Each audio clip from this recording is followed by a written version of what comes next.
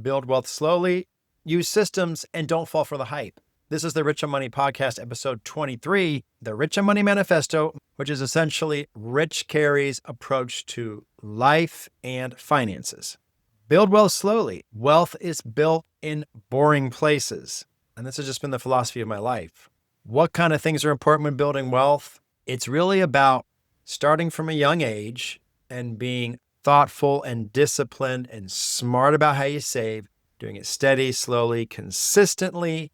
This does not seem fun when you're in your 20s, 30s, or 40s. I can remember maxing out IRA, maxing out the military version of a 401k, which is called a TSP, at 25 years old, and thinking like, wow, I could think of other places to spend this money. By 35 years old, I'm like, oh, there's a little bit of money in the bank. And by 45 years old, I'm like, damn, that's some serious money in the bank. It just works. You build wealth slowly. Same thing with real estate, buying good cash flowing properties one at a time in a smart, thoughtful way without getting too crazy, without using credit cards to flip houses and other people's money and no money down and all this silliness you hear about. Just tried and true what works. And to get specific, here's what works. Starting from the youngest age possible, you want to put money into 401ks and IRAs. You want to max those out as early as you can. You want to do that in your early 20s and really want to keep doing that until you're 59 and a half years old and you've got multiple seven figures, multiple $1 million in that account. These days, if you do that starting now, you're going to have several million by the time you retire. In these accounts, I'm buying low-cost index funds for all my accounts, my IRA, my military 401k, which is called a TSP, and in any brokerage account that I own. Just putting in like the S&P 500 index fund, maybe one from Vanguard, Fidelity, or Charles Schwab, one with low fees, no front-end loads, back-end loads, no extra crap to buy or sell it, no commissions to who's ever selling it to me. I just buy those accounts, put the money in, set it and forget it. The other thing is, you don't get freaked out when the market gets crazy. You're not trying to time the market. For me, it happened the first couple of months. It happened again about the 8-year point of my career. You're going to go through some kind of a financial crisis and you don't sell during that crisis. This comes from Warren Buffett's philosophy of put money in the S&P 500 index or some kind of good, solid mutual fund and just let it sit and just let it grow uninterrupted until you're an old man. And I've been doing that for 25 years now. And guess what? It worked really damn well. I always knew it would. The other thing you got to do is you got to live below your means. This is obviously more important when you're young. You probably don't have a lot of means yet. What a lot of people are doing these days is somehow still living that large life when you don't have the salary for it yet, when you don't have the money for it yet. You're traveling. You've got expensive cars. God forbid you have a boat or motorcycles or timeshares or these other horrible things you can do with your money. Investing in crypto, no offense. But what you really want to do, right? And you start from a young age. And of course, as you get older and as you accumulate money, you can back off of this. But starting at a young age, you want to grow the gap between what you spend and what you make. That's the money you get to put in IRAs, 401ks, put in brokerage accounts, and buy real estate with. I'm not aware of a lot of other ways to make money that works well, but you learn to grow the gap. No, not day trade. No, not wholesale. No, not some silly get rich quick thing. Normal jobs, find ways to make more money and grow the gap. Normal jobs, side hustle, make more money, spend less, invest the difference.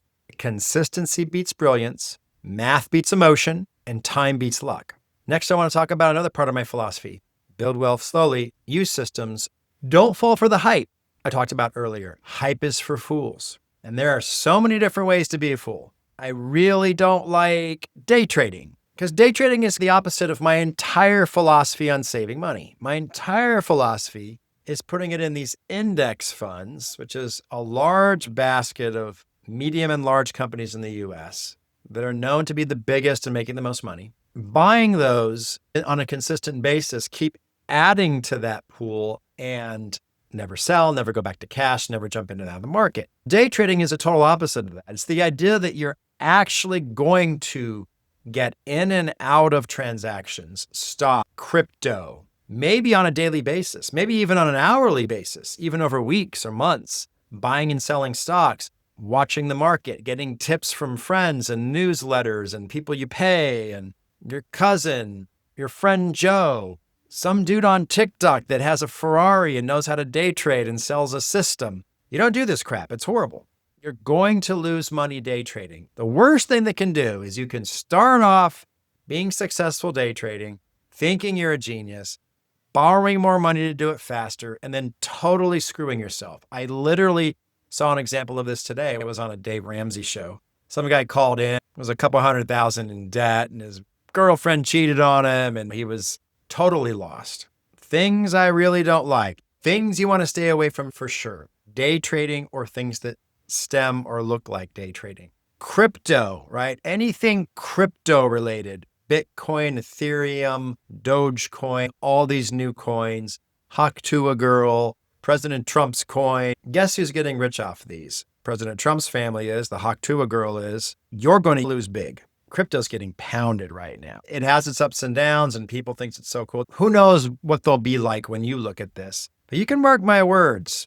The people that are playing with crypto are going to lose a lot of money going forward. Someone in my very own family is playing crypto right now. Realizes he lost a lot of money, isn't sure if they should sell or not. So what did they do to decide if they should sell or not? They asked ChatGPT, and ChatGPT told them, no, keep it. It should be fine. It'll go back up. Does that not seem like a good idea to me? But a lot of people probably think that makes sense. Other things I'm not happy about. Meme stocks, ways of buying real estate with no money down, using the BRRRR strategy. Again, this is an advanced tactic, and unless you're already quite good at investing, already quite good at rehabbing, already quite good at flipping, you're probably not going to do very well doing this. You're probably going to lose money. You're probably not going to get away with it. That's a strategy of buy, rent, rehab, refinance, repeat. You can Google it. Don't do it. Any strategy that involves gurus, fancy gurus, or even gurus that pretend not to be gurus. Wait, is that me? Just stay away from gurus. Wholesaling real estate is a way to make money. Or it's like you don't have any money and there's this tricky way to go out and trick an older couple into selling you a house for a lot cheaper than they should. And then you turn over and sell to an investor and pocket the difference of their lack of knowledge. Profiting off the lack of knowledge of the people that you're buying properties from. That's what wholesaling is. Oh, I hate to admit that. If someone gets rich fast, it's almost always luck. I like get rich slow. And the last thing I want to say about don't fall for the hype, avoid the hype. The last thing is, if you hear something on a podcast, if you hear a strategy in a podcast, if you hear about somebody's story on a podcast, like real estate story, I'm a real estate guy. I've been on the Bigger Pockets podcast twice and a bunch of other podcasts. Now, of course, the way I did things is not meant to be a get rich quick. No one could or should believe that it is. But in most of the podcast episodes, it often is a get rich quick. It often is some sort of take massive action strategy, which usually means some type of bad idea. A lot of the strategies that you see on podcast episodes, and I'm thinking of the Bigger Pockets podcast, at least in the early days when I used to watch, a lot of situations where you're interviewing the extreme cases of people and you're hearing about it and you're like, oh my God, I want to make money that fast. Oh my God, I want to be that successful. It is very hard to duplicate what most of the people that end up being on these episodes do. For the people that are lucky enough to be on a podcast episode, there's a trail of people behind them that tried to do the same thing and failed, kind of like starting a business or something. Happens a lot in real estate. So be careful of the podcast effect, something I like to call selection bias. You're only on a podcast because you somehow became successful, probably a combination of perseverance, skill, and luck, but luck's definitely a part of it. You don't just show up and duplicate what you hear in a podcast. You want to buy real estate that pays you, not that impresses you. This has just been the way that I've invested in real estate in my life.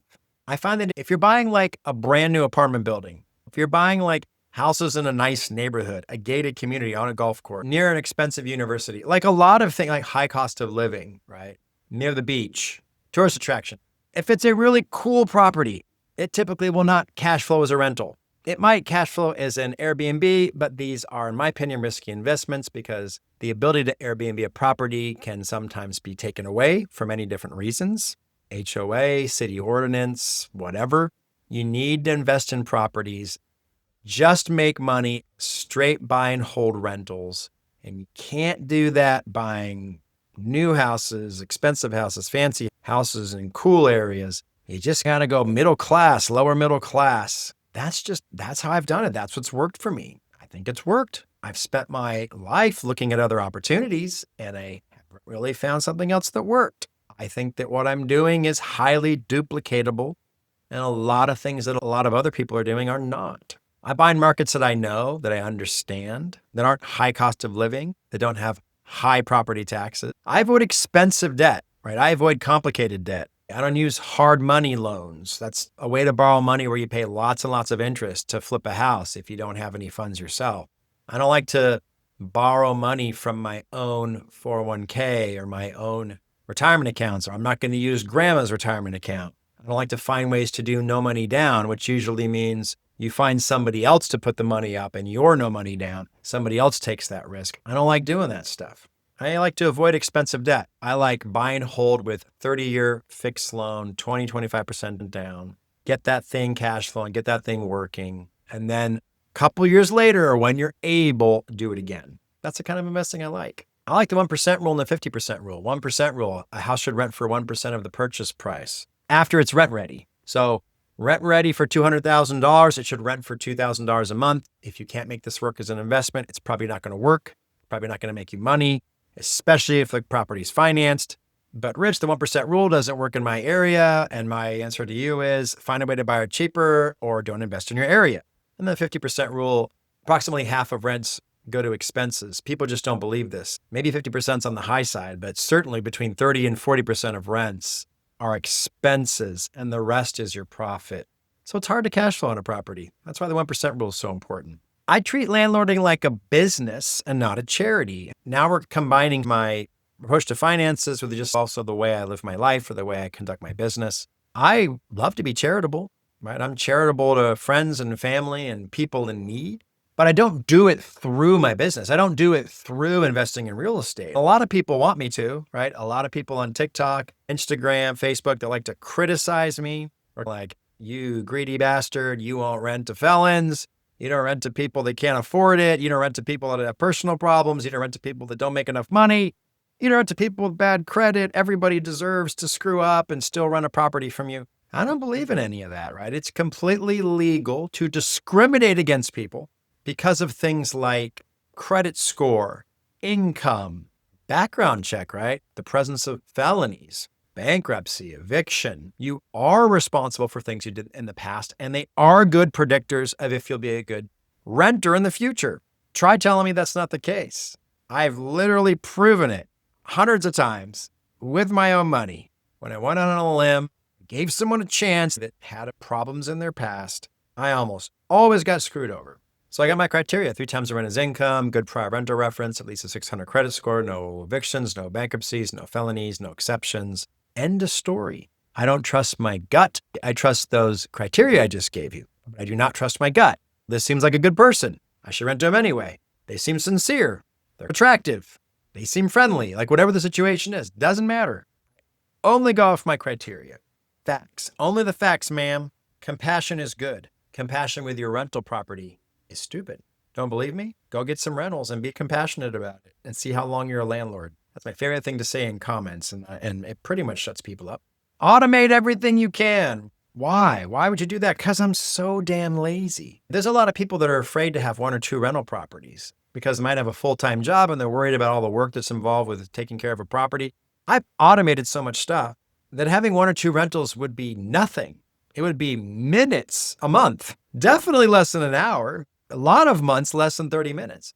I've often had over 30 rental properties, and very rarely do I spend more than an hour or 2 a week on it. You lend yourself to more time on it when it's vacant and when you're going over applications and trying to find somebody. Once you got a renter in there, everything until they move out again is pretty much easy. It just is. And of course, you can listen to my past podcast episodes, and I talk about this a lot. I talk about this on all my social media. Automate your life simple. I do this with many things in my life. Kind of things I automate: text only, no phone calls, online applications, online leases. I never talk to people that want to rent a property from me. It's all canned, pre-planned text until they're qualified, seeing the property, and ready to move in. Then I might talk to them, but in a lot of cases, I never talk to them. My criteria ensures that I find good people. Oh yes, self-showings too. I do self-showings. That's another awesome automation thing. I would never go to a property and let somebody stand me up. When you do self-showings, You never get stood up because you never go. I love it. And for some reason, when you do self-showings, people always go. They think it's so cool that they're going to look at the property on their own. They always go. And 90% of the time, they rent. The first person that you let self-show a property after you've pre-qualified them, they rent. Now, financial independence, that's a big part of my life. These things that I did with real estate, these things that I did with starting early with retirement accounts, it's all about financial independence. And I was technically financial independent before I got out of the military. But financial independence is more a journey than a destination. I don't know really when I got there, but life kind of evolves. I just know that I have enough money for my needs and I have enough money for most of my wants. As you approach this goal you might set for yourself financially, as you get closer to it, you might be like, I'm going to move that forward again and keep going towards it. And you're going to have setbacks in life. I went through a divorce 5 years ago. That was a setback. But we actually, as we split things, we both ended up fine financially. And you just move forward and keep going. And you're going to go through setbacks in life. Even when you plan well, you better plan so that you can get through those setbacks in life. But financial independence is the ability to live your life in a way that you want, the ability to not be so worried about only money, but to be worried about other things in your life that matter. When you have money, you don't get rid of all your problems, but at least you get rid of most of your financial problems. So you guys know me. I teach what actually works in life. I teach what worked for me. I'm very no nonsense about it. I'm very unapologetic about it. I'm very clear and concise about it. I can tell you exactly what works and why and what I like and what I don't like. I've got battle scars to prove most of the things that I would tell you about. I don't have gimmicks or hype. I definitely have good hacks, but my hacks are really just smart, proven methods just to do things. But I teach what actually works. I love real estate. I love finances. I love being smart with money, and I love helping other people become smart with money. Not everybody wants to be smart with money. That's not exciting to some people. Cool, it's exciting to me. This is the Rich on Money way. Simple, patient, objective, proven, and often boring as hell, but surprisingly effective. Look, my way of doing it is not the way to make money the fastest, but my way of living life, my way of dealing with finances, to include real estate, has the highest chance of being duplicatable to most people because it's a slow and steady way, and the proven way and the real way, the way that works in the real world, the way that stands up to real life. This is the Rich on Money podcast, episode 23. What did you think?